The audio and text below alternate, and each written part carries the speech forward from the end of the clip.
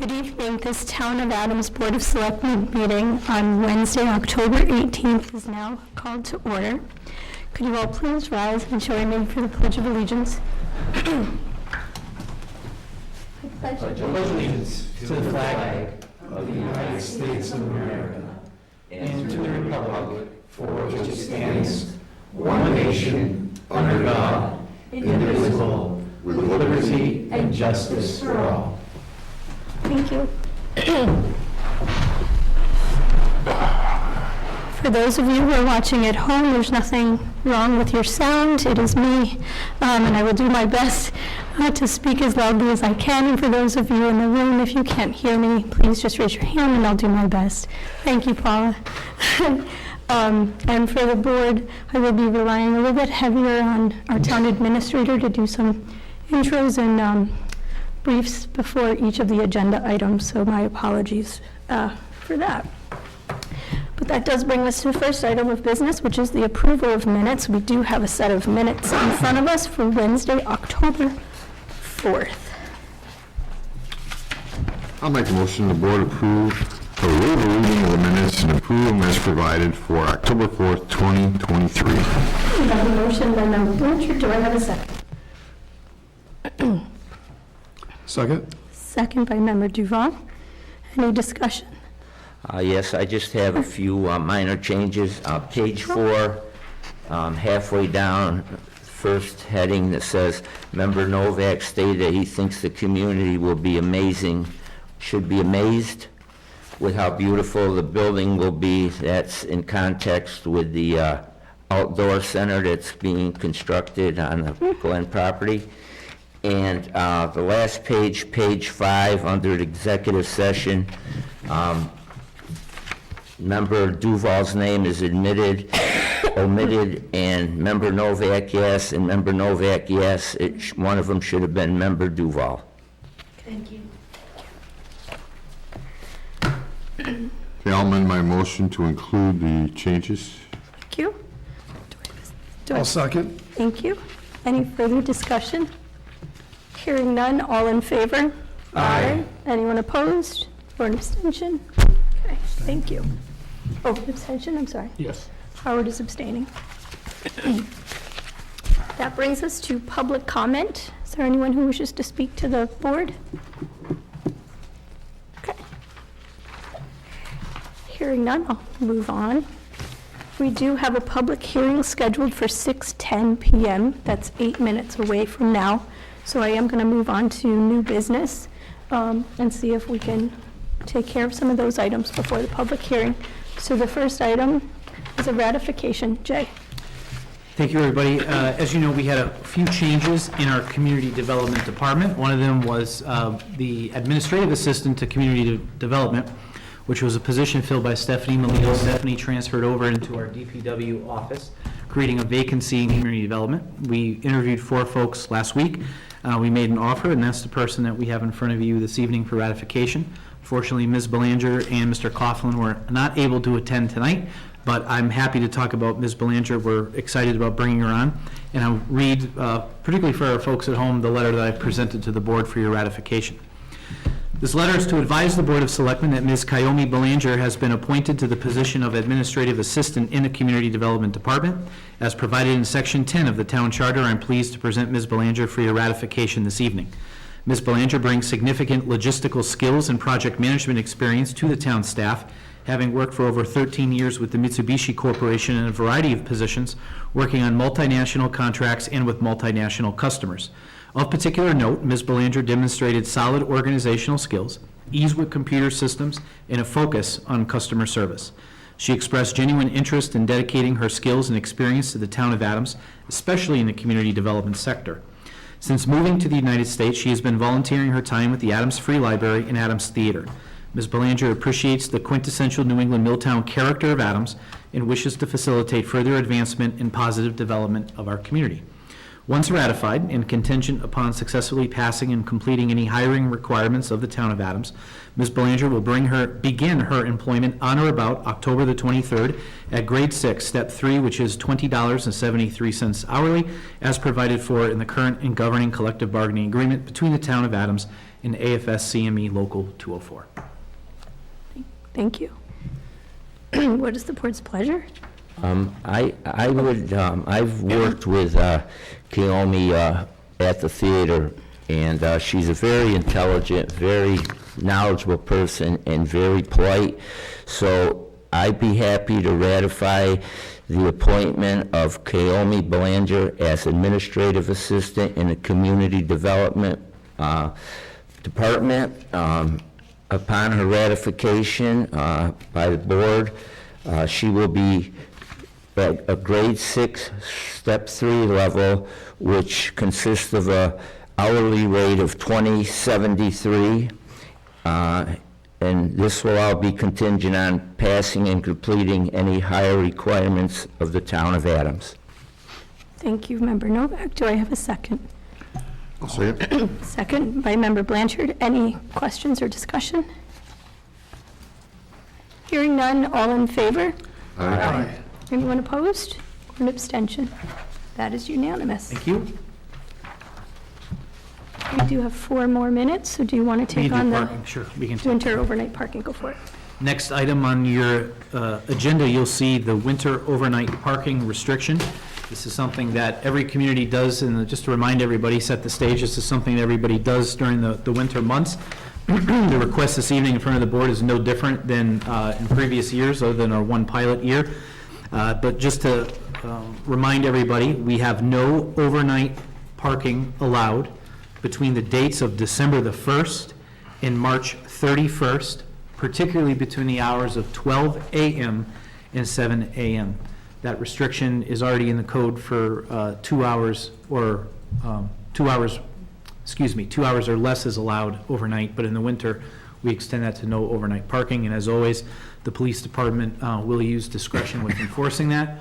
Also, as a reminder to our folks at home, we do allow for overnight parking on permit application and issuance into 2 lots. Kearns Lane, which is over by the Summer Street side, as well as the Renfrew lot over by Friend Street in the Rotary. Overnight parking passes are available in our treasurer collector's office.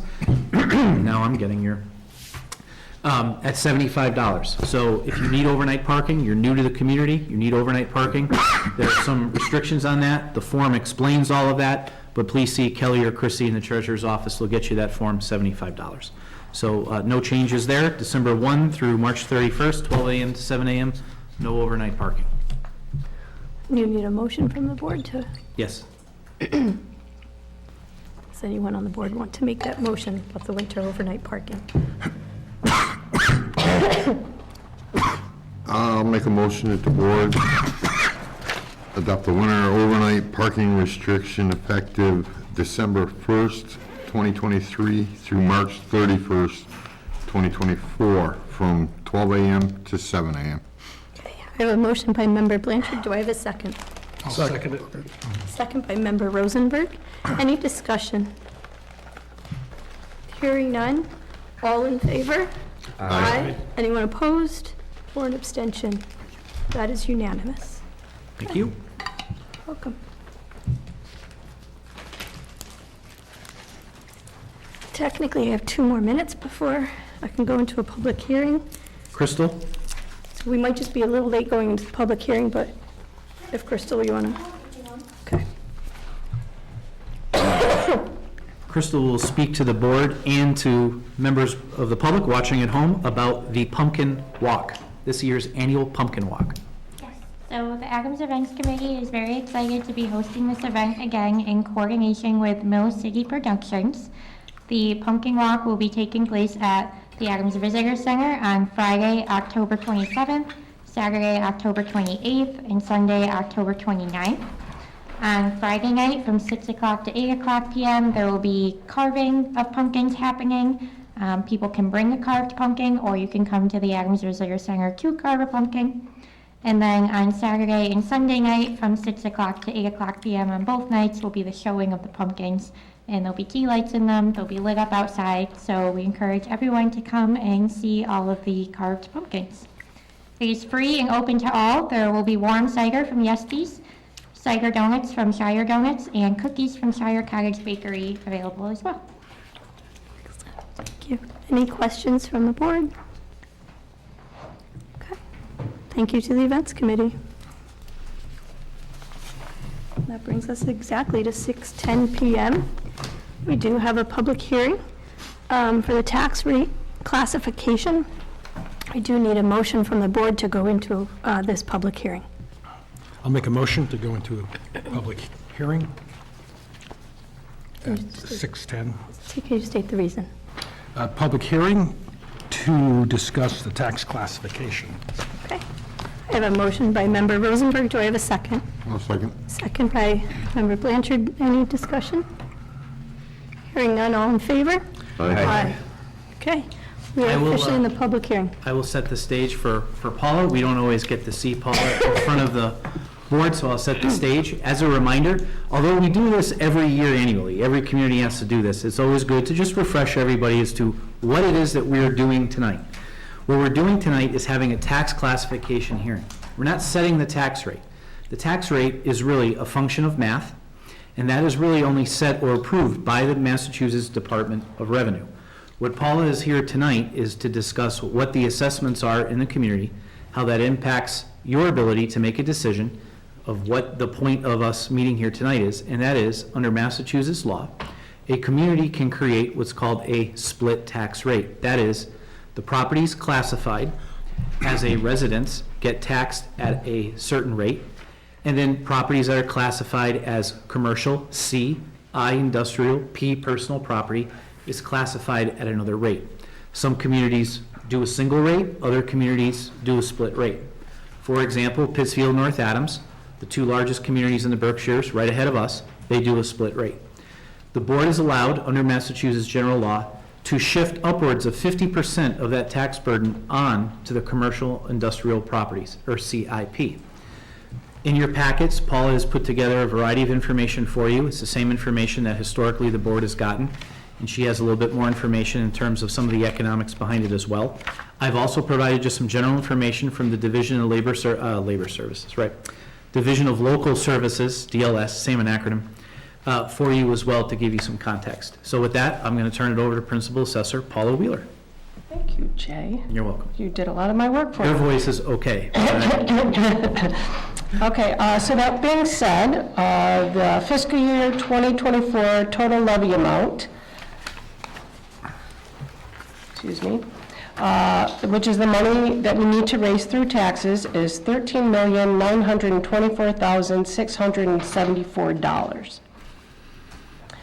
The fiscal year 2024 total valuation for real, commercial, industrial, and personal property is $749,129,137. That's an increase of $94,358,633 over last year. Our fiscal 2024 total new growth for real, commercial, industrial, and personal property is $14,299,990. That is a $7,340,244 increase over last year. In the handout, I believe I have broken down how that new growth, That would be this form here. yep, the one that I just handed to you today, has the breakdown of the new growth. For residential, the new growth is $7,636,000. Commercial and industrial is $2,711,000. And personal property is almost $4 million. The residential new growth for this year is $1,278,000 over last year's. That's due to an increase of the mill houses in Adams. They are no longer under a pilot program. They have chosen not to go the pilot program route and to instead be put back on the, as we call it, the tax rolls. So that's why that increases so much this year. So that being said, if we take the levy of $13,924,674 and divide it by our total valuation of $747,129,137, it gives us a single tax rate of $18.64. Last year, our single tax rate was $19.73. Of that $18.64, $1.02 goes directly to the debt exclusion for Hoosick Valley Regional School District. We also might want to just pause here too, Paula, and as inserted. Crystal, I think the number is still about $2 on the tax rate. As a reminder, particularly for folks at home, when you may compare the tax rate with other communities, you need to take into consideration that Adams, unlike our immediate neighbors, and in fact, unlike 99% of the other state, does not charge residents at this time as a sewer user fee. But we have about $1 million worth of costs that we do need to charge for the wastewater collection system in the plant. Most communities charge that as a sewer user fee. You pay for what you use. Adams does not. Adams assesses that based on the property value. So on any given year, our tax rate is approximately $2 more than other communities simply to pay in that method for the operation of the wastewater collection system. Then you add the $1.02 on there for the Hoosick Valley High School renovation debt service. So just keep in mind, you're not always looking at apples to apples, you're sometimes looking at apples to oranges. Thank you, Paula. I just thought that was a good way to insert You're that welcome, there. Jen. So in your packet, I did a breakdown. I put all the shifts. So last year's single-family home, the average for the single-family home at Adams was $192,000. This year, that average is now $218,000 for that same average home. So if we went with the single tax rate of $18.64, that tax bill would be $4,063.52. I then did break it down to the 10% shift, 15% shift, 20% shift. You'll see I highlighted the 30% shift, and that's only because that's what we did last year, so I highlighted that.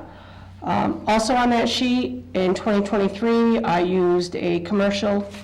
The state does not give us an average for commercial because there's some so much higher than others, so I picked one out of many. And that last year was valued at $722,000. This year, that same commercial business is $808,000. So at the single tax rate of $18.64, that tax bill would be $15,061.12. I also broke down and did the calculations for the shift. And as you'll see, again, I highlighted the 30% because that's what we did last year.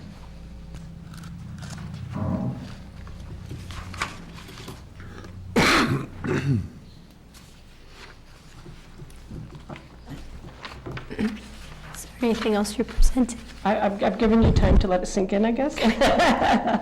I can open it up for questions if you want me to. I am happy to answer any questions So- that I may be able to answer. Sure, we'll take questions from the board first, and then if there's anybody in the public who wants to ask a question, we'll take that during the hearing. Could you go over the increase over last year? I know you indicated one reason for the increase, or the growth increase. The new growth. The growth, yes, sorry. New growth increase was the mill houses and change of Right. high paid taxes. That amount for the mill houses was $5,303,200. Okay. That includes the mill houses, and then they have two small, very small pieces of property. So with that going back on the tax roll now, that just is put into our new growth. Other, Paula, go through the classifications for residential, particularly single-family homes. That's a good number to highlight. So for single family, our new growth was $1,311,600. That includes a new home, that includes if you put a deck on, that includes a new bathroom. That's all included in that. And not the increase in the assessments or increase in That's not, this is not Not that. assessments, this is It's just just- new growth. new growth, additions, new homes. Correct, correct. For our folks at home, again, because we throw around terms that people may not know, what John's talking about is new growth is new taxable property that was not taxed in the year previous. In other words, the pie is getting bigger because Adams has economic growth, whether that's in a commercial sector, i.e. a Cumberland Farms, an expanded business, a new small business, whatever it may be, or somebody puts in a deck, et cetera, or a shed, something that becomes taxable that wasn't there in the previous year is now there.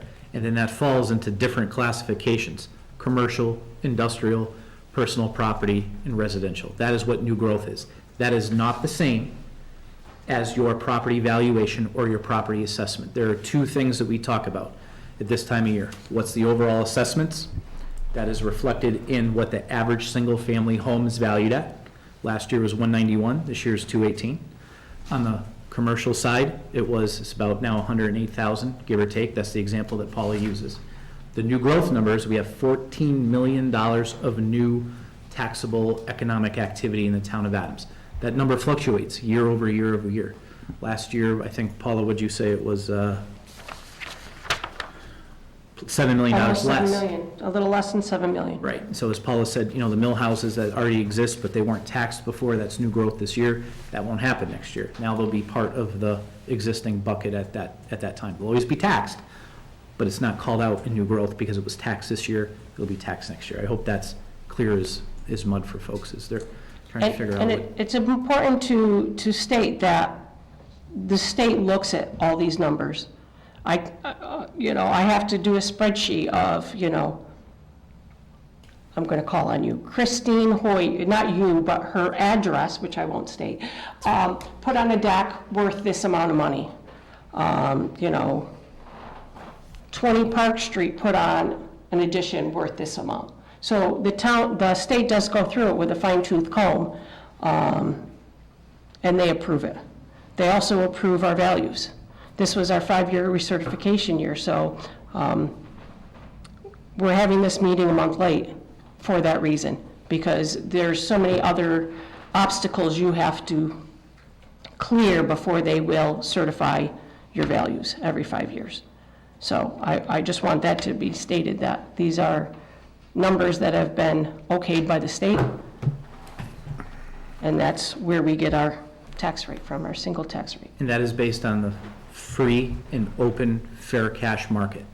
So what houses and these properties are exchanging with on the open market is what the assessment is. That is not an arbitrary number. That is based on all of the data that the state looks at, and that is our assessments. Do you have more questions? I'm all set. Thank you. Okay. Anyone else? Yeah, thank you for your presentation, Paula. Could you articulate for the average home what the net increase in taxes is going to be for like the $209,000 home? Oh, you should ask. Funny I should ask. So, Nobody's laughing. so if we go, I did these numbers based on the 30% shift. Yes. Because that's what, We did last year. If you do choose to do the 30% shift, the average family at $218,000, their tax bill will be $3,823.72. And that would be at a tax rate of $17.54. That will be an increase of $262.12 over last year Okay. bill. Which is about $131 $1.06. more per bill. What is $1 and a penny less on the tax rate? The- The tax rate drops, the bill will go The up tax rate drops, by over $1, yes. but the valuation is going to cause it to go up. 262. Correct. Thank you. Did you have a follow-up? No. Joe? Yeah, I have some questions, and once again, as a selectman, I've always said that this is a very difficult thing to do. In the future, I would really like if I could ask in the future that these type of statistics that we have during our public meeting when we're doing tax classification, that we have some charts up that can be shown during the presentation so people can better understand what we're saying, because the average person, I believe, doesn't know much about taxes, and I feel that way. I've been learning since all the years I've been on, but it's something that it affects a lot of people's lives, and as we know.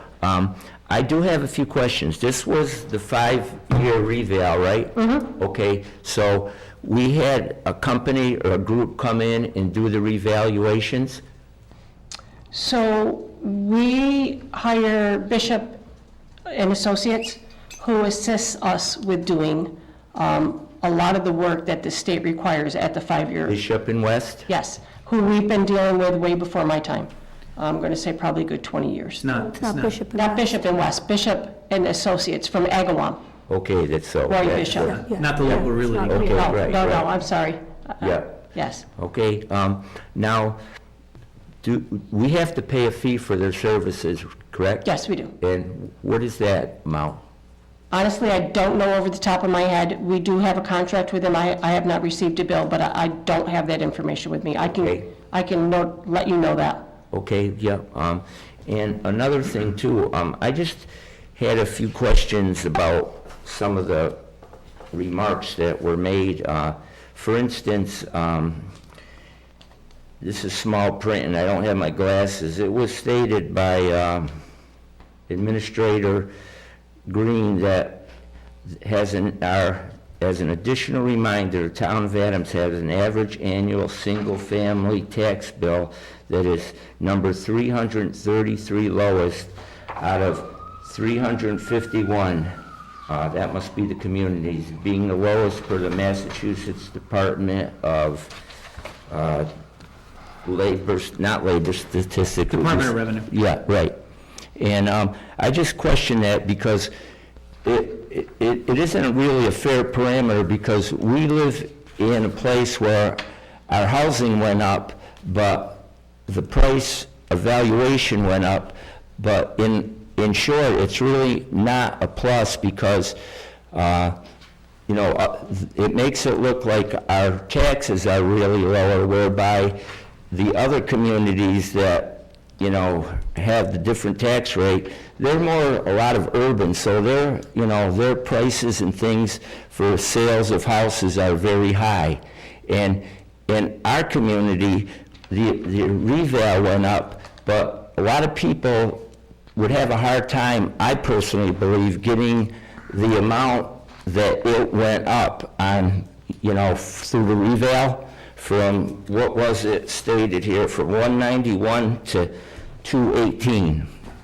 And I just think that's a little kind of deceiving in a way, because urban areas away from, and we're a distressed area. We have a low personal income, within the framework of our community. So, in my opinion, I thought that being added, caught my eye, and I thought about it more, and that's what I came up, right or wrong, I don't know, but that's something that I thought about, and that's why the numbers would stand that way. Also, I just kind of, I'm getting to the point when I became a selectman, I kind of wanted to help the average people of this community. And ever since I've been on this board, every year, not every year, but most of the years it's been, when we get growth, our tax rate's going to go down, our tax rate's going to go down. But it hasn't. I mean, we boasted about, $7 million of new income, but I worry when I look at how much just we gained for commercial only $1 million plus. You know, I think that's where the gains come by, is more through commercial. And so it tells me that we need to really work hard, as maybe we are, I'm sure our town, you know, fathers and everybody involved are working on that, but it's something that, you know, that's where the money comes in. I also wonder about when you get a revaluation, when these people are coming to town, how long did they spend in town? And do they have a roadmap?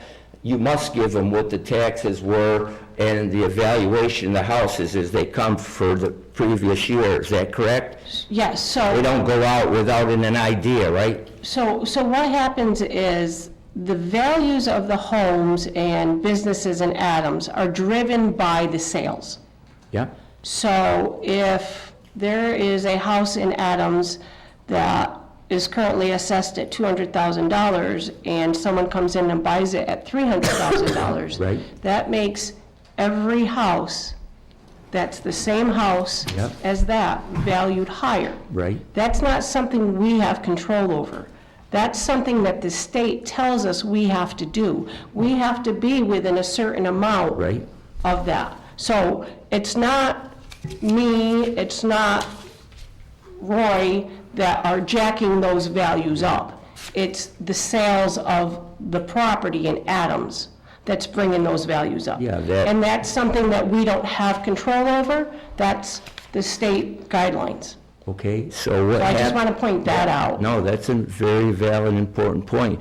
But what happens when a house is for sale at a certain price and the seller doesn't get that amount? Does that Yes. go into consideration too? Absolutely, Okay, absolutely. yep. So, Sales. right, so what I'm getting at then, last year, with the sales of homes that were on the market, maybe this is something you don't know, how many the purchases were above valuation and how many that were sold were below the price that was I asked? don't have those exact Okay, numbers, yeah. but the majority of them were above Okay, our assessed values. okay, yep. And how many, you know, I'm not putting you on the spot, Paula, because you do a good job. I'm just wondering, how many sales total did we have in our community? I don't have that information Yeah. either, I'm sorry. Yeah. I didn't.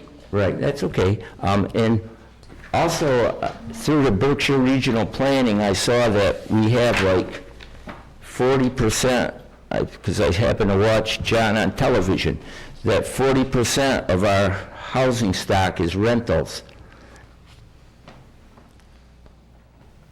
Sales volume, just that period. Just that It's period. a snapshot. Thank you. Well, I'm just lying through there talking.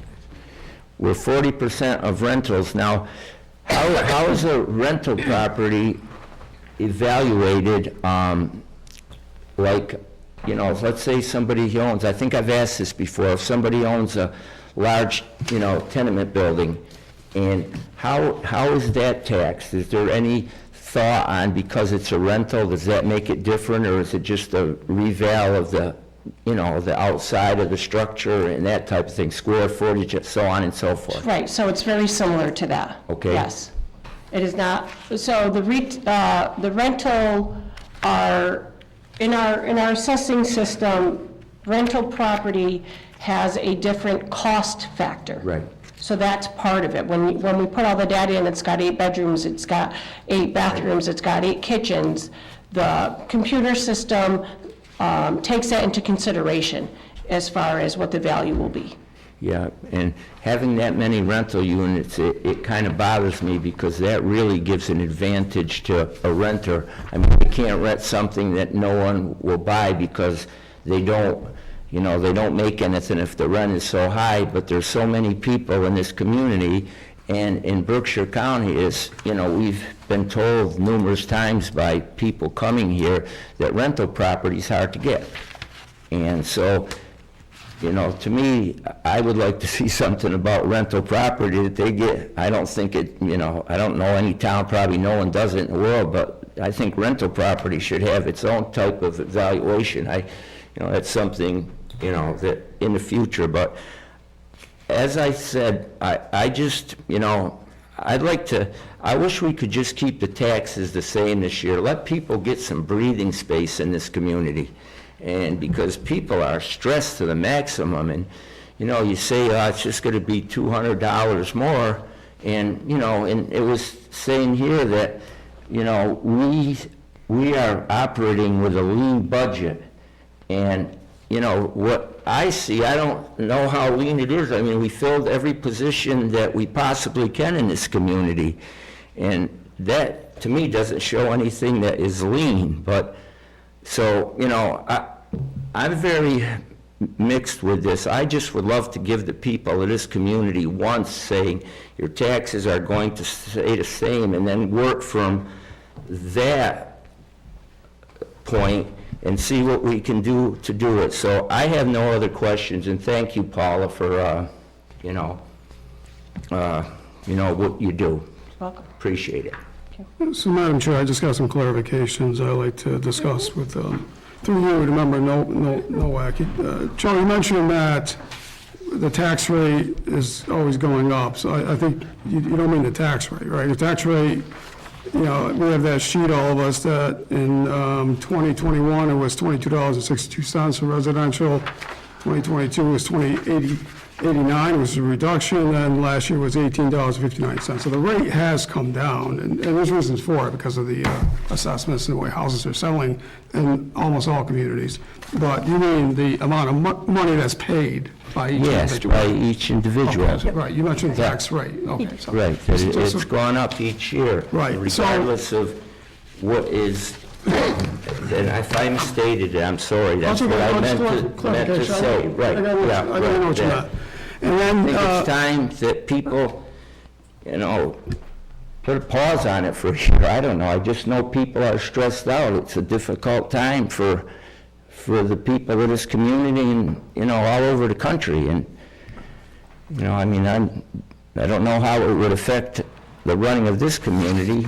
That's something that, you know, the administration, the chairman talk about all the time. And I agree that we'd all like to get a break, but the budget is the main force here that is approved back in May, that we all approved. It was a 5-0 vote, I believe, right? Yep. And town meeting overwhelmingly approved it, not blaming anybody. That's the budget that the town administrator, to the Board of Selectmen, to the Finance Committee, to the town meeting members that voted to approve it, and it was based on what they felt was needed to run the community.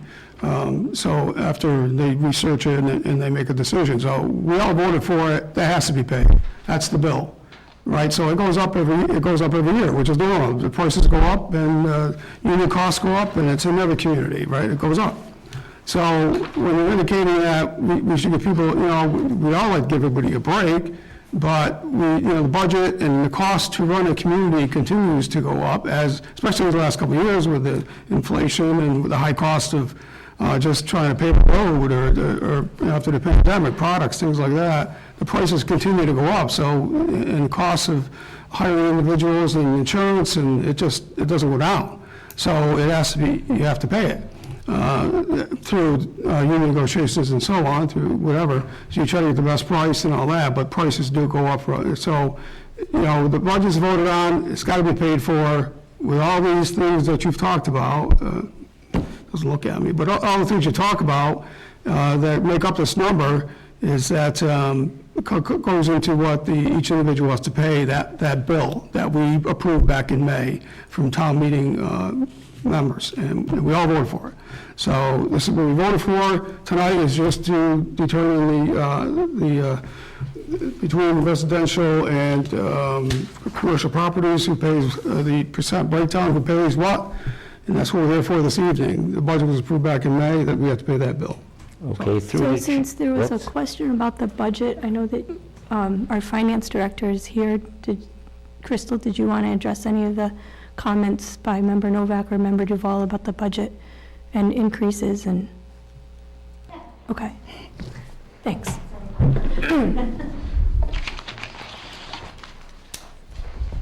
Yeah, so for fiscal '24 in particular, I can address some of the increases. Our overall budget this year increased about 6.6% from the previous fiscal year. And that was largely driven by one of our union negotiations, the addition of the departmental budget for the Greylock Glen Outdoor Center, the cost of our property and liability insurance going up, and the cost of our health insurance slightly went up. So that was kind of a lot for us in this fiscal year, but. School district. And the school district also went up. Between the two school budgets, there was about 6.8%. I think Hoosick Valley Regional was about 3.6, and Northern Berkshire Vocational was about 3.1%. The school district budget, both Hoosick Valley and McCann, you have this data in front of you, is 43.86% of the town's expenditure. Of the town's budget, which is a little over $17 million, $7,211,006 goes to Hoosick Valley Regional School District and McCann. After you pay people salaries and you come down to what it costs in order to keep the lights on and keep fuel in the trucks, we run the town of Adams, which is the third largest community, with about $2.5 million a year, give or take. Yeah, and on average, just looking back the last 5 fiscal years, the overall budget has increased about 3%.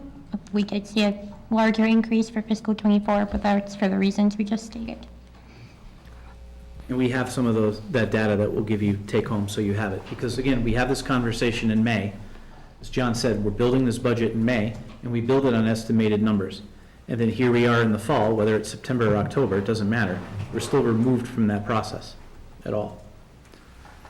And most of our budget is made up of fixed costs. Every year when this isn't anything new. If you go back into the minutes, if you go back into conversations that we had during finance committees, meetings, we talk about building a bare bones budget from year over year. We don't necessarily add. What Crystal said, we added. Those Greylock Glen positions hopefully will come off the budget at some point. But that is a policy choice. That's a decision choice of the community to do it. The positions that we haven't added any new positions to town hall. We have filled them. If the board would like, we can begin to look at reducing staffing. But I would caution everybody and say that there'll be a reduction in services if we begin to reduce that. So we haven't added positions. We're still pretty much level staffed where we had been. The only positions we've added have really been the two of Greylock Glen. Everything else has been, we may have taken a position from part-time to full-time, and we've done that because that's less expensive than bringing on a new body. So when we do these things, and I hope everyone remembers this conversation for budget time, we pay attention to these things and make sure that we don't grow that budget more. We're on the right path, on the right track. Our assessments are coming up. There's new growth in town, and we're controlling the budget costs as best we can, but we're faced with a lot of fixed costs. We can always do better. We'll always pay attention more, but we're very conscious of what the impact is. And if we didn't have that new growth, if we didn't have those higher assessments, then that impact to the taxpayer would be larger, simply because we can't put a lid on all of the budget costs that go into the levy. There are certain built-in costs, as Crystal said. So we are cautious with it, and I hope folks at home understand that. And all of this stuff is public information, but there's plenty of information on the Department of Revenue site, Division of Local Services, that you can look at it.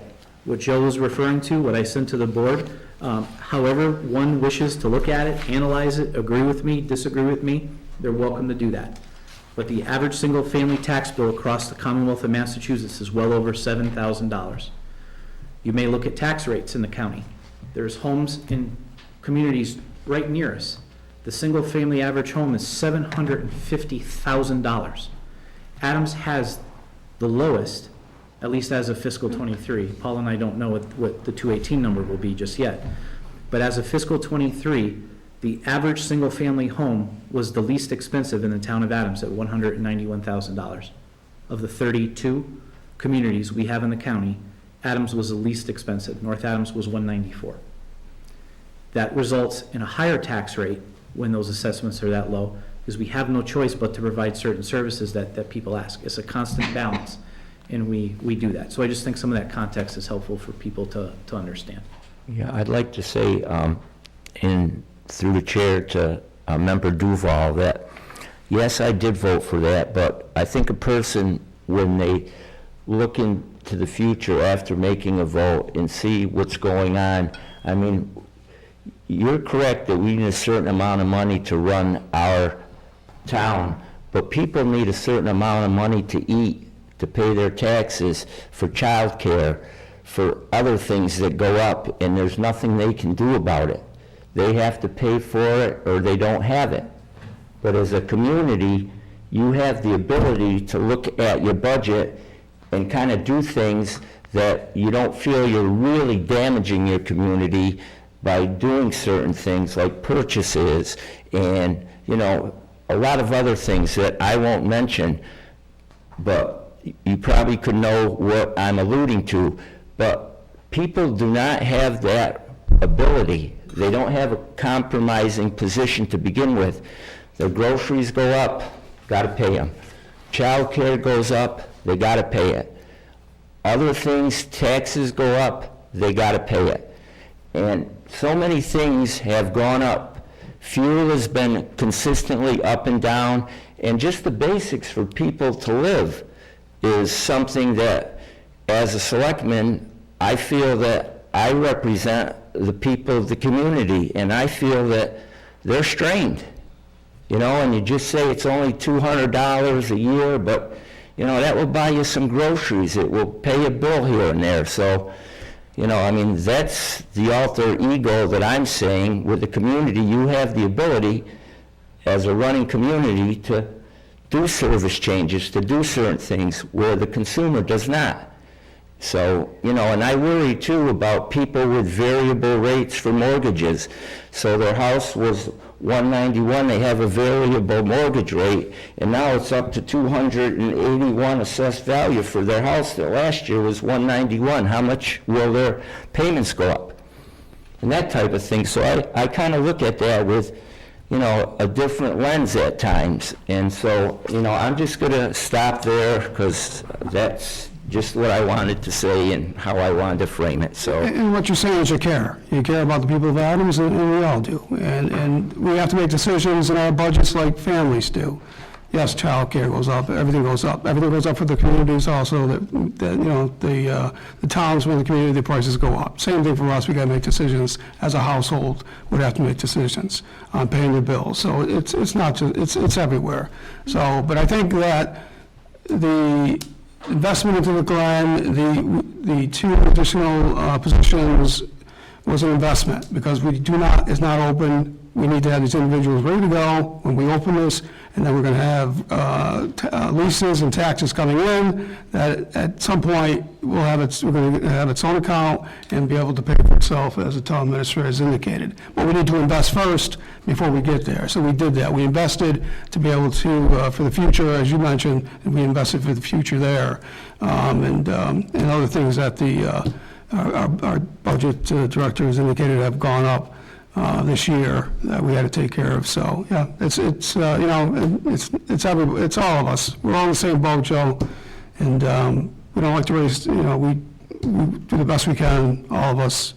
So as far as I'll go too, I don't want to. Yeah, the last thing I'll say is that Member Duval, we're not all in the same boat. That is just. Well, I'm a coach. I'm a team player, so we're all on the same Yeah. team. So Well, that's I'm the way I look talking at about things. the first Rick, do you people. have anything? Well, one question I had was already answered, actually through one of Joe's questions, and that was on the reeval, basically. I just remember the last reeval, they lowered the property So that's probably the 10-year. That's a 10-year. When someone, again, Bishop and Associates, along with us here at the town, go through the entire town and look at every single property. I wasn't here for that 10-year. Our 10 years coming up, I believe, in 2 years. So what we just had was a recertification, and it's just the state, you know, looking deeper and asking for other information that they don't ask for every year. You know, asking about the pilot programs, asking about our solar programs, asking about our chapter land, which all the information is there. It's just they dig deeper at the 5-year recertification. The 10-year is where they come in and revalue everything, literally everything. And I remember. So stay tuned for that. And I remember that caused a problem, because then the tax rate had to go up. Correct. To get the same dollar, you have to, Well, and COVID did change a lot. A lot of people are moving to the Berkshires because it's a great place to work from home. and had they hadn't done this year, maybe next year, they were gonna do it, our tax rate actually would have went down. And the bill probably would have went down, right? No, so the process for the recertification really didn't change anything as in the interim years, as in last year. It's just they're asking more information of me. So we valued the homes like we do every year. We did new growth like we did every year. It's just the state is asking for more information than they normally do. It's a 10-year revaluation, or yes, a 10-year revaluation that may change values in a lower capacity or even a higher capacity. I don't know how that will play out. But what you're seeing in front of you is the same as last year and the year before. It's just the state is requiring more background information. Right. Does that make sense? It does, but what I meant was, I mean, these are all these values are lower, but yet the bill is going up. Correct. The bill is always going to go up. The bill can never not go up. And that's the point that I hope I'm making clear. The cost of operating a municipality is no different than the cost of operating another business. There are fixed costs. It costs money to operate the town of Adams. Even if all of us never took a raise or never took a salary, and we remove that, the taxpayer would have to still pay more because we still have to levy taxes in order to pay our bills. We still have fixed costs. We can't get around those. The key is, how much can we mitigate that increase? And you mitigate it by good, solid, conservative budgeting and budget control, which I believe, in my opinion, we have, and we have data to show that. We just aren't arbitrarily adding money to our budget year over year. You can ask all the department heads, there's 4 of them in the room, how many times they heard me say no? They can all raise their hands, because I've all said that to all of them. I haven't gotten a raise in years. So that's one, and then lastly, what you're doing tonight, which is that shift. That shift has a direct impact on the taxpayer. Now, it has a direct impact on the commercial taxpayer as well. But I remember last year's conversation, I believe, to a certain extent, the idea is that the commercial sector can absorb a little bit more of a larger increase in their taxes than a resident can. So what we're talking about tonight, to get us back to the question at hand for the board, is how much do you want to shift? If you shift to 30%, which is what the board did last year, that results in a residential tax rate of $17.54. We have not been in the $17 range since 2012. That creates a commercial tax rate of $24.23. I will at this point use a comparison. In fiscal '23, the commercial tax rate for the city of Pittsfield was $39 and change. In North Adams, it's $37 and change. Tonight, we're proposing a commercial tax rate with a 30% shift over of $24.23. It's still competitive to do business in Adams. So that's that's how you mitigate that. I hope I'm making that, you're mitigating that. Well, You're getting it down as low as you possibly can. I guess I'm not making my thought clear. Had nothing to do with the budget. I'm looking at this, say at the 110%, the single family home, or it would be a 28-cent difference, lower.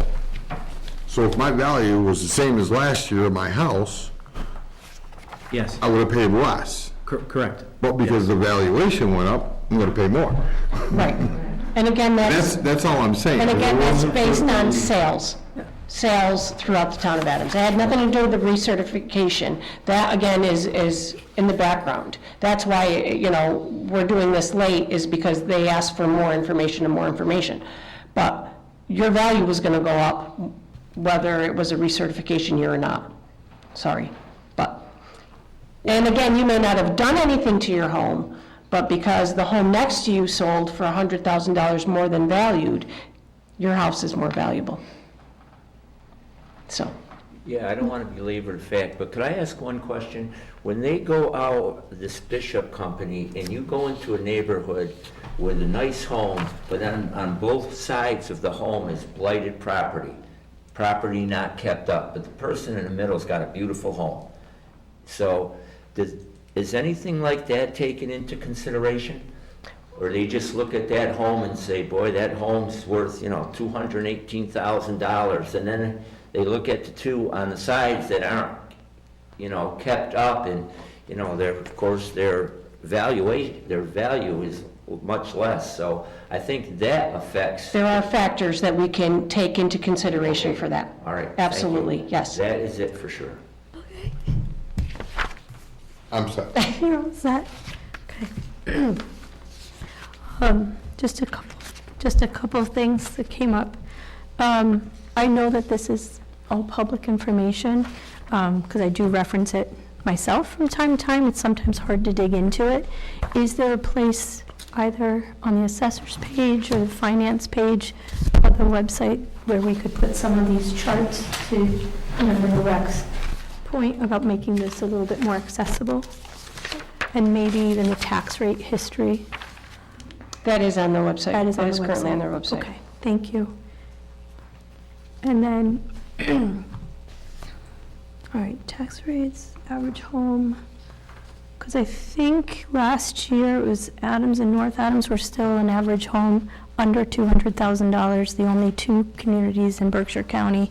And it looks like in the chart that you gave us from July, it's Adams, North Adams, and Windsor's just low because they didn't have as many sales as some of the other communities. But they're showing that a median sales price in Berkshire County, in just this one snapshot, was $292,000. So we're still lower than most of the county. I just wanted clarification on that. Okay.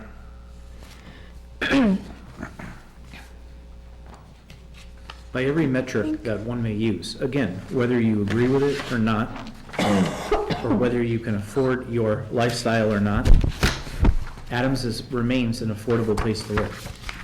And I know that that's based on what your income is, what your obligations are, but all of the overriding metrics that the Department of Revenue looks at and that we look at, all the data show Adams is an affordable place to live.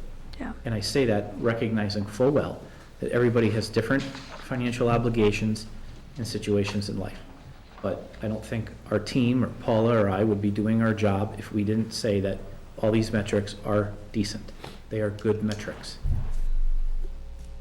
Thank you. So at this point, if the board doesn't have any other questions, I'll open it up to anyone in the audience who might have questions, because we're still in a public hearing.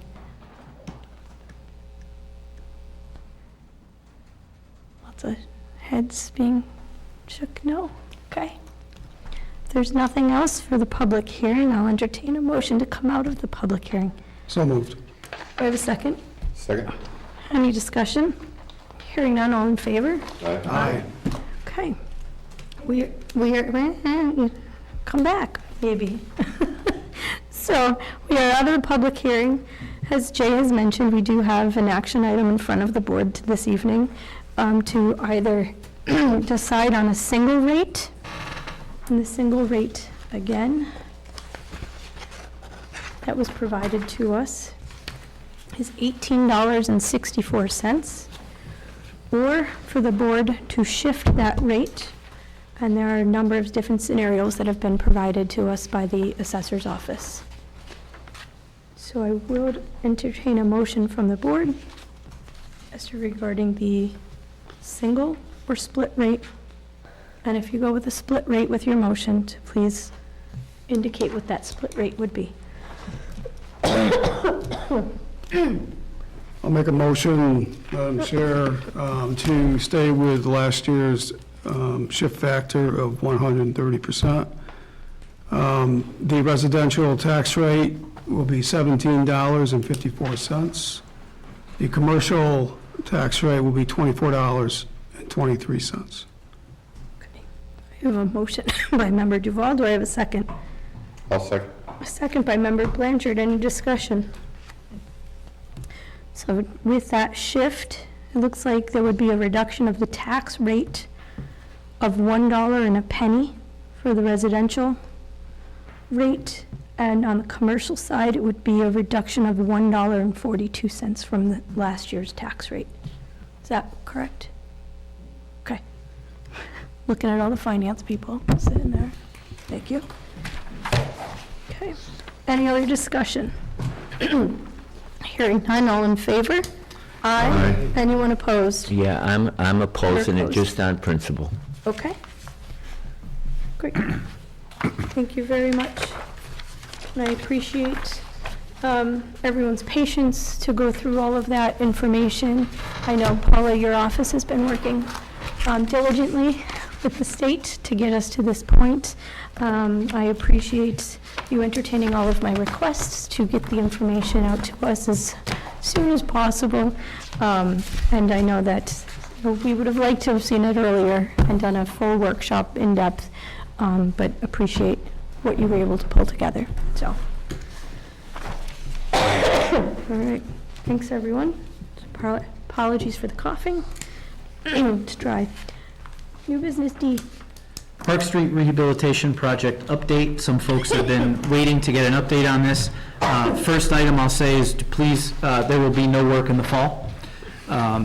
We will not be issuing an award for this project. The bids came in over budget. We received 2 bids, one in the amount of $932,762.50, a second bid of $1,045,988, and we had an estimated project cost of $774,600. So both bids came in over than what we were comfortable paying for it. So we will not be issuing an award. Even if we did, at this point, we wouldn't have been able to do any work in the fall. We're going to go back to the drawing board with VHB, our engineering firm, and we're going to come up with another redesign, try to sharpen the project, find out where we can save some money, and come back around late winter, I would say, put it back out in anticipation of the spring construction season. I can tell you right now, we will probably not be doing any level of full-depth reconstruction at all on Park Street, whether it's 6 inches, 9, or 10. It'll probably be a mill and fill, as at this point, with the cost of labor, materials, the market, that's probably what we're going to be able to do. That would give us a life expectancy, frankly, not much more than what we were able to get by doing, not much less than what we'd be able to do if we even went down partially with full depth. This type of work is getting expensive. As a reminder, we anticipated paying for this project with $190,000 in grant money. The grant money was only eligible for sidewalk work, pedestrian crossings in the Columbia Street Memorial Building area, $100,000 in town capital, and the balance of that would have been from Chapter 90 at $642,762. If we had accepted the bid, we would have depleted our Chapter 90 funds into a dangerous level, and we would have not been able to have any funds in reserve for emergencies under Chapter 90, or continue some of our other projects that are being paid for with Chapter 90, such as a rail trail extension or some of our other road projects. So we're going to go back at it, takeaways, no work this fall. We're going to put it back out for bid in the spring and see if we can get something a little sharper. So that's the Park Street project update. Wish it was a little bit more rosy, but it is what it is, unfortunately. Any questions on that? Yeah, I just wondered, who were the 2 bidders, Jay? Riffenberg was the, They're the ones that are doing Glen work, right? Yeah. correct, they're on the water system work, and Maxi was the lowest at $932. And I have to say that both Maximilian and Riffenberg are excellent contractors to work with. Yeah.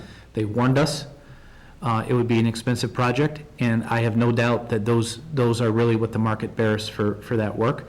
And in all honesty, they have given us some really good tips and ideas on how to try to save money as we go forward. So we have good partners there with it. So we'll see what we can do in the spring, but we'll get at it. Let's just hope that, well, I'm not going to say anything about the winter weather, but we'll monitor the condition of the road. Any other questions on Park Street? Okay. Real quick, what is the downside of delaying the project in terms of the wear and tear and? Downside is, depending on the type of weather that we get, Park Street is cracked. it is hard to seal those cracks based on the curvature of the roadway. If you walk out there, you can see essentially the tire tracks in the roadway. Water will seep in there, it'll expand, contract, and it'll blow the road apart. We'll have to go out there with our own budgetary funds, and we'll have to patch those as best we possibly can. Patching in the winter, when the asphalt plants are closed, we do with our own hot box. So we have to make the asphalt and do it, or we use cold patch, but for the most part, we use hot patch. Once we do that, and then in the spring, we rip all that work up. So to a certain extent, we're paying twice, because we have to fix the roadway in order to make it safe to pass, and then could be just a few weeks later, or months later, depending upon when we do the project, we're tearing it all up in order to mill it out for the permanent solution. That's why we were really hoping that we could do it in the fall. Well, actually, it's the semi-permanent, because. Yes, the permanent solution is to do a full-depth reconstruction of about a foot, about 12 inches down, rip up the concrete, the trolley tracks, the cobblestone, and every other material that's been used since 1770-something out there. And then put new solid fill, build up the roadway. If you notice the parking areas, the 2 parking strips along the curbs are in good shape, they're solid, they're level. If you notice the sidewalks, the curvature, the stampcrete, all in good shape. It wasn't necessarily quality workmanship or anything. It was just when the road was done, it was done with a mill and fill, and there's 13,000, depending upon, what report you look at, there's anywhere from 13,000 to 17,000 vehicles that pass through downtown every day. There's no bypass to Park Street. That has a wear factor on the road, even though it's part of Route 8, just like Howland Avenue is part of Route 8. Doesn't mean state DOT comes in and pays for it. We had to do a lot of lobbying to get Howland Avenue done. Park Street, this section's on our own. So that's the pros and cons. As Rick said, I think what we're going to do is we're going to do a mill and fill. We'll get 10 to 12 years, out of it. We are doing pavement preservation. For example, certain areas of town that have been redone, Corrado Street area, certainly Commercial Street and Howland Avenue, we monitor for cracks. We monitor for any of those areas that may show signs of deterioration, and we do pavement preservation. That's in the budget every year. We do that. We'll do that out here as well, and we'll try to extend that. In the meantime, we're not going to sit idle. Eamon and I talked about it today. We'll continue to look at what the right solution is, which is probably the 12-inch full depth, and we'll start working ever so gently on a design for that. We can put it on the MPO, Municipal Planning Organization, TIP, Transportation Improvement Plan, like we did for Commercial Street. But town has to pay for engineering up front, and it takes probably 10 years or so, give or take, in order to get the funding in order to do the roadway. Roadway may not last that long, but that's an option for us. The other thing that Crystal and I are doing, and Eamon talked about it today, is that we need to consider a road stabilization fund. We're not 100% sure how we would fund that.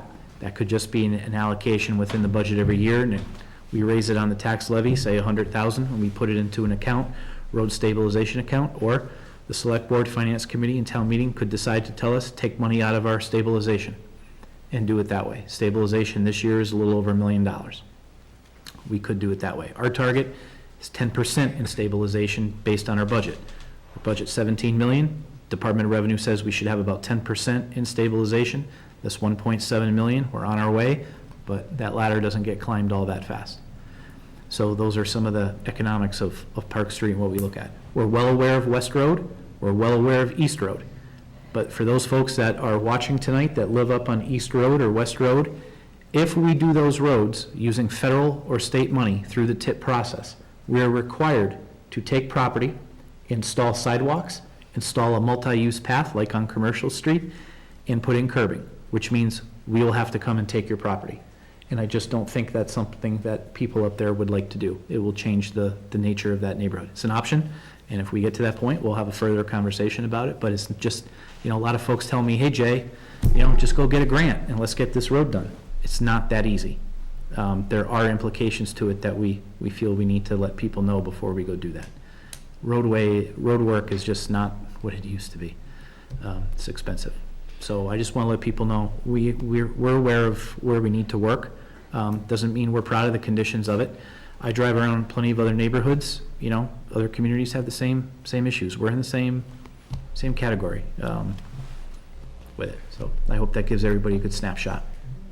That's really, John. Joe, Oh, Joe? Okay. Sorry, I was Diane. just wondering, Jay, I agree with what you said, but people are asking me, and I don't know the question, where did Cheshire get their money to do all those roads? It's just so nice, you know, I mean, you come over East Road, and then you hit that, and all the roads, like emanating from Yep. there are really, Same pot of money that we used for Howland Avenue. okay, We tapped it, they tapped it. They used it for that, we used it for Howland Avenue. okay, That's all off of 116, up and through there. Okay. That's the pot of money that they used. They also could have a tip project that happened to be, funded with that, and they were working. We're talking with Cheshire about a joint project for West Road. Yeah. Very, very early stages with that. But as John will tell you from his time, and Christine now on the MPO, that's not a expeditious process by any means. So we were very lucky to, again, let's look at the main thoroughfare through town. Commercial Street, done.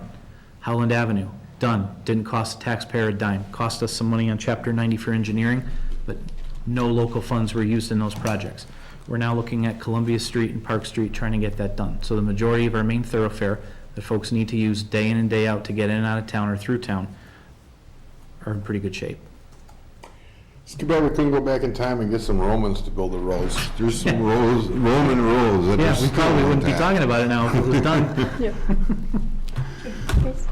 Just have a question. During budget season, we brought up again the Berkshire Regional Planning Commission road study that was done several years ago. They went through each, they identified each road in the community, they identified the status, what needs to be done, and they put together a report. And it's brought up every year. I thought this year we discussed it, and we decided that we need to update that document. Yes, So that was decided, that's something we are going to do in this fiscal year, right? yes, we have money allocated for it. Right, That's okay. done by VHB. VHB. The same group that's been working on Park Street does the study. VHB is also working on a few other projects for us, so Okay. it's in the queue. So the We have board money. will receive a report. When it is done. When it's done. I'm sure we'll have a workshop on it. Right. Give All right, you a just good wanna make- snapshot on road condition and priorities and all that stuff. Right. In addition to money to update that project, we also allocated funds for an internal software program. So before we even ask an engineer, where the meter begins to run to ask the engineer a question, we can put in our own road mileage and type of construction, and it'll spit out cost estimates for us. So we'll start to be able to do some of that work in-house. But, we have a lot going on, and, but yeah, this board and the finance committee and town meeting has been very good at giving town staff the tools it needs to do the job, and we're using them. I think we can look at the DPW fleet, what we're doing on Power Street, all that's in-house labor, all the in-house equipment, no rentals, nothing. And just like John, as you said, money to have a professional group look at that, freshen it up, and money to buy a tool that we can use in-house with it. So I know from the town staff side, we're grateful for that. All set? Anything else on Park Street? Okay. So subcommittee and liaison reports. Rick? Nothing. Joe? well, just a little bit on the Woodlands Partnership. There's been executive meetings, and it's still going on, and that's all I have to say about it. So it's still ongoing, and a lot of moving parts, like every other thing that goes on. So there's a lot of moving parts, but we're working hard at it. Thank you. Yes, I attended the Lieutenant Governor's meeting on the housing shortage and the climate change, and I attended was focused on the housing. The state of Massachusetts is well aware of the severe housing shortage and affordable housing and housing of all sorts in the state, and is looking at solutions to deal with it. And that problem bears directly on Adams, because our growth, if we want to grow the town, we want to bring in new businesses, but there's no place for the businesses to house their employees. And when we heard the testimony of Specialty Minerals, they want to bring in like 10 or 12 people, and they can't find housing. And we hear from General Dynamics as well. John spoke a lot about that. So I want to comment of how it relates to the assessed values, because as the assessed values go up, it becomes more attractive for builders to build new homes. With Adams' historically low assessments, the cost of new housing is not justified. In other words, you can spend $300,000 on a house, and it's only worth $200,000. So what builder would do that? So when I see property values going up, I say, okay, now there's economic incentive for builders to come in and expand the housing base. So really, I just want to make the public aware that the state is very aware of the housing crisis and is looking at different funding mechanisms and bond issues to deal with it. Thank you. And it may be in your inboxes, but the housing bond bill was announced today from the Healy Driscoll administration. It was announced this morning. The governor was in Pittsfield making those announcements about what was included in the bond bill. I know that myself I have not been able to digest all of it, but they've been hard at work putting all of that together, and it was finally released today. So look for that information. I'm losing my voice. So John. Just one thing, that we had the yearly Berkshire Regional Planning Commission meeting, dinner. I'm no longer the chair, I'm the vice chair, dropping down, making my way out. No longer on the MPO, off of that too. But it was a nice event, and Christine was there in regards to the County Board of Selectmen, looking for support. So I don't know if you want to say anything about it, you but wait till next meeting, but. Maybe next meeting. Okay. Jay, can you give the update on On the MMA?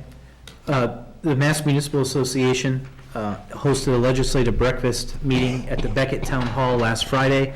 Christine and I attended on behalf of Adams. There were quite a few representatives of municipalities from the Berkshires and from the Pioneer Valley area of relevance to folks at home.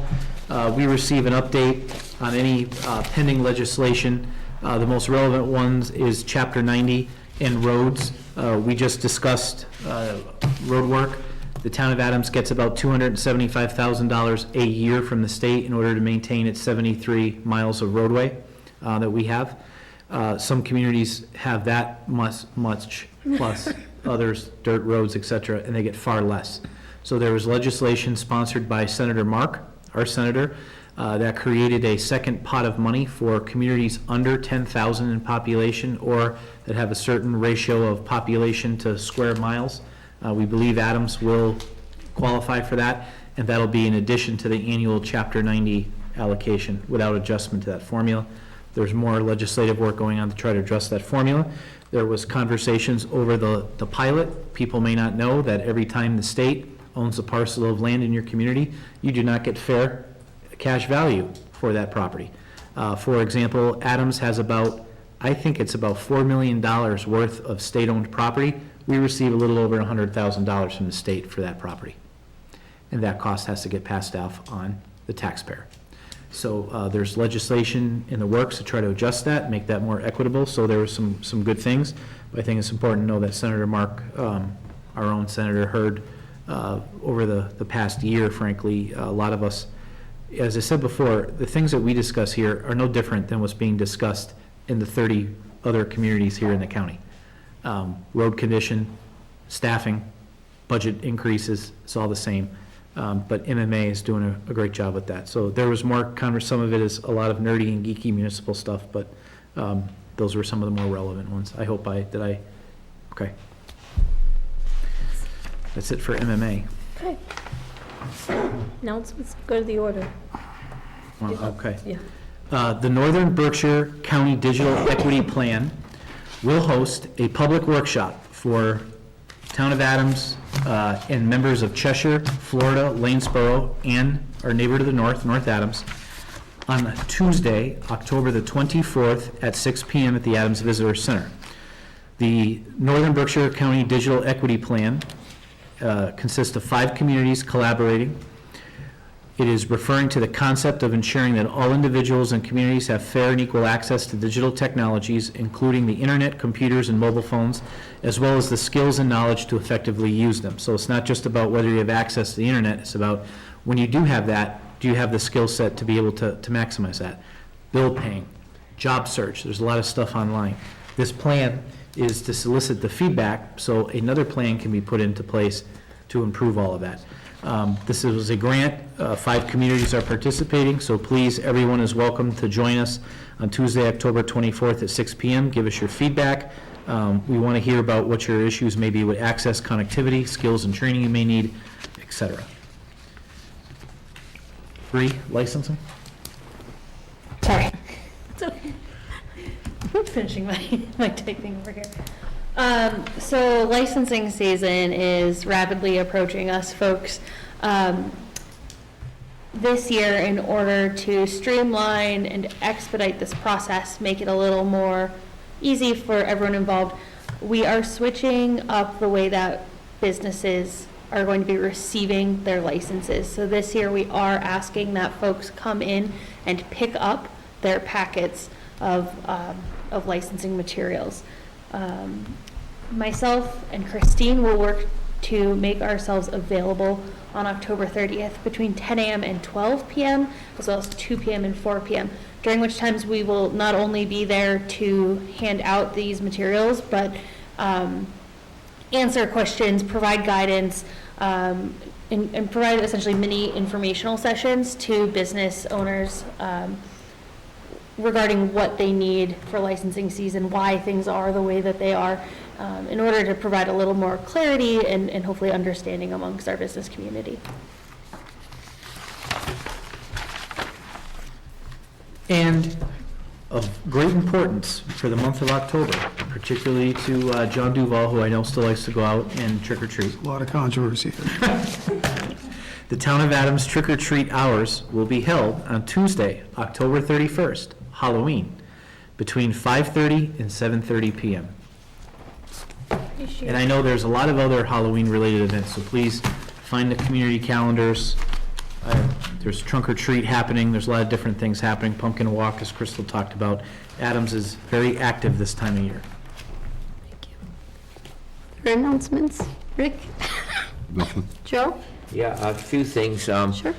I'd like to say that the other day, I believe it was either Saturday or Sunday, I happened to be going up Columbia Street, and I saw the scenic train pass by, so I beat it to the parking lot at Walgreens, and it was exciting to see. I counted 187 people getting off the train, and there was a tour bus, and that type of stuff really brings a lot of character to the community. It brings a lot of people into the community, and there's offshoots from that. So that was very nice to see. Also, I think for the hard work that she does decorating her salon, Merkel, is it? Marikai Salon? Yes, on Summer Street. If you get a chance, go by there and see the display that she has in that window. I mean, it must take her an inordinate amount of time to do it, but it's worthwhile for anybody who is out during the night taking a walk and just to look in there. And it's just amazing to me that she does it every year, and it really makes the community more festive for Halloween, I believe. And it was good to see the solar fields up at the transfer station. They've been cut down. Yeah, so Jay, how was that rectified? Do we have a clear-cut way now that we know each year that they'll get done? Did we decide whose responsibility it was? We always thought that it was the person that put the solar field up there. Is that the case? Yes, always has been. Okay. The problem is that we don't have a lot of leverage to force them to do it. Yeah. However, they have a local contractor. That local contractor is very conscientious. Good. And has said to us, just let him know directly to do it. Also, there's some implications up there. The solar panels are very low to the ground. Right. That was Adams was very progressive when it installed that facility, and it's still generating electricity, and the numbers are still very good. We have, thanks to Bree in the accounting department, they've put together a spreadsheet for me, and I can see month over month exactly what the kilowatt generation is on that. So they're low to the ground, so any type of vegetation growth impacts it. We've also learned that the vegetation growth, it does have an effect on generation, but not substantial. We're talking minimal kilowatt development, which doesn't translate into that much not generation. The red light on there does not mean that it's not generating electricity. It means it's not communicating so that we can get a bill, which is probably a good problem to have, but, you know, it's not the right thing. That's what the red light is for. We keep asking them if they can reset it. They keep telling us we'll get there when they get there, but that's not an indication it's not generating electricity. It means the modem that sends it back to their home office that has generated 15,000 kilowatts or whatever is just not, and they can still get the data. That's what the red light means. It is their maintenance obligation in the entirety, and they treat it about twice a year. However, as everybody feels with chemical treatment, despite the fact that it's approved by the state and they know exactly what's going down there, there's misconceptions, and apparently the owner got cold feet due to some negative feedback that he received from the community at one point, and that made him reduce the frequency of treatment, which resulted in the excessive vegetation growth. We've told him that as long as they are treating it consistent with Massachusetts Department of Agricultural Resources guidelines, to treat it as needed, so that's contained. And don't hold me to this, but I believe they're going to redo the fence up there as well. Yep. And quick questions, the retaining wall on East Hoosick Street that I bet for, has there been any feedback from VHB? I hate giving the acronyms, but I forget the name. I think it's Van Hagen something in Brussels, or I can't even remember We it. just refer to them as VHB, Yeah. which is our engineering firm. They've looked at it. There's no feedback yet, but it is Okay. not in imminent danger. Okay. The one word I got from our engineer was, not cheap. And I said, look at it anyway. Yep, So they are, okay. but it's not going to fall down tomorrow. Okay, and I hiked down the Thunderbolt, and I did the whole length of the Thunderbolt, and when I got to the bottom, I could hear some noise up near the water tower area, so I kind of went along the wood lines, and I saw a crew up there, and there was the truck with Iowa plates. I don't know what that's all about, but what is going on there now? So as I said last week, they're going to start constructing of the pedestal water tower. Yeah, They're going to start installing that and get as far as they possibly can until they run out of material and the weather turns bad. And then they'll be back in the spring and finish the work. So that's what they're doing. just getting the pedestal ready? Yeah. Okay. And I believe the pan, which is the bottom Yeah, concave right. portion of it. Yeah. That's what they're doing. Okay, and lastly, this will be our last meeting before trick or treat, so I just want everybody on trick or treat night to pay attention to the children. They're rambunctious, they'll be running around, so please be careful when you're driving in the community and be safe. Thanks, Joe. Nothing for me. I'd like to thank Tim Coda and DPW for the work they're doing on Power Street. The street began to collapse, as we talked about at the last meeting, and today they were up there. They removed the piping, dug out everything, and making good progress there. In the past, we would have probably waited to go out to get someone to do it on the outside, would take bids, would take time. But the Tim Coda and his team have been looking to do more in town with the equipment that they have. And this is just a perfect example where there was a problem, it's being fixed, and then quickly being done, and looking forward to that being taken care of before the ground freezes and the snow begins to fall. So thank you to him and his team. Okay. With that, the only other thing is that our next regular scheduled meeting is Wednesday, November 1st at 6 PM, so please mark your calendars. And if there's no other business to come before us, I'll entertain a motion to adjourn. Motion to adjourn. Do I have a second? Second. All in favor? Aye. Aye. Thank you.